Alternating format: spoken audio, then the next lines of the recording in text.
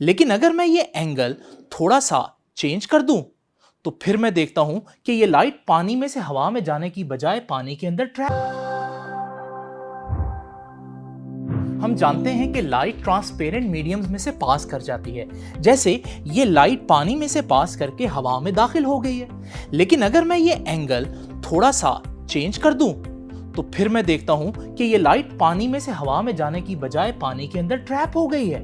लेकिन ऐसे कैसे हो सकता है, ये जानने के लिए हमें देखना होगा कि टोटल इंटरनल रिफ्लेक्शन क्या होती है।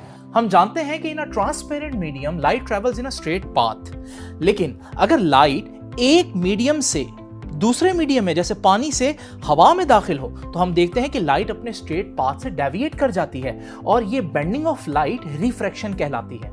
ये है वो पॉइंट जिस पर लाइट की रे एक मीडियम से दूसरे मीडियम यानी पानी से हवा में दाखिल हो रही है। इसे पॉइंट ऑफ इंसिडेंस कहते हैं। एक ऐसी लाइन इमेजिन करें जो इन दोनों मीडियम्स की सरफेसेस पर परपेंडिकुलर हो, इसे हम नॉर्मल कहते हैं। डेंसर मीडियम यानी पानी में मौजूद लाइट की ये बीम इंसिडेंट रे कहलाती है और नॉर्मल से इस रे का एंगल ऑफ इंसिडेंस कहलाता है। जबकि रेयर मीडियम यानी हवा में दाखिल होने के बाद ये रे रिफ्रैक्टेड रे कहलाती है और नॉर्मल से इसका एंगल ऑफ रिफ्रैक्शन कहलाता है। ये बात तो वाज़ेह है कि जब लाइट डेंसर से रेयर मीडियम यानी पानी से हवा में दाखिल होती है तो वो नॉर्मल से अवे बेंड हो रही है, जिसकी वजह से angle of refraction angle of incidence से ज्यादा होता है। जरा सोचें, अगर मैं एंगल ऑफ इंसिडेंस बढ़ा दूं तो क्या होगा? ऐसा करने पर एंगल ऑफ रिफ्रैक्शन भी बढ़ जाएगा। इंसिडेंस एंगल बढ़ाते बढ़ाते एक वक्त आएगा जब लाइट की ये रे मीडियम की सरफेस के पैरेलल हो जाएगी, मतलब इसका एंगल ऑफ रिफ्रैक्शन 90 डिग्री हो चुका होगा।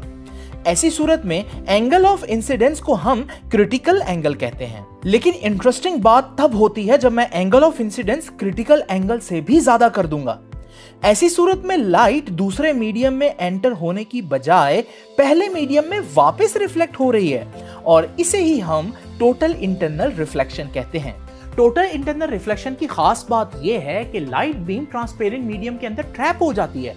फिर वो ट्रांसपेरेंट मीडियम अगर बेंड भी हो जाए तो क्योंकि लाइट उसके अंदर ट्रैप हो गई है तो वो उसके अंदर ही रहेगी और साथ साथ बेंड होती जाएगी।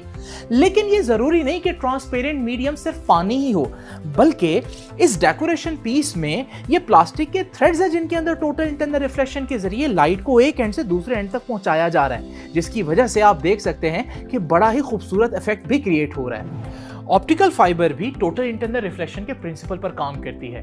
जब हमें लाइट को हजारों किलोमीटर दूर भेजना हो या इनएक्सेसिबल प्लेसेस तक पहुंचाना हो तो हम ऑप्टिकल फाइबर के एक एंड से लाइट को एंटर करते हैं और बहुत कम लॉसेस के साथ ये लाइट दूसरे एंड पर पहुंच जाती है और यूं हम लाइट को उन जगहों तक पहुंचाने में कामयाब हो जाते हैं जहां आम हालत में लाइट नहीं पहुंच सकती, इवन हमारी बॉडी के अंदर भी। और यही हम करते हैं एंडोस्कोपी में, जिसमें हम इंटरनल ऑर्गन्स में हुआ डैमेज ऑप्टिकल फाइबर से लोकेट करते हैं।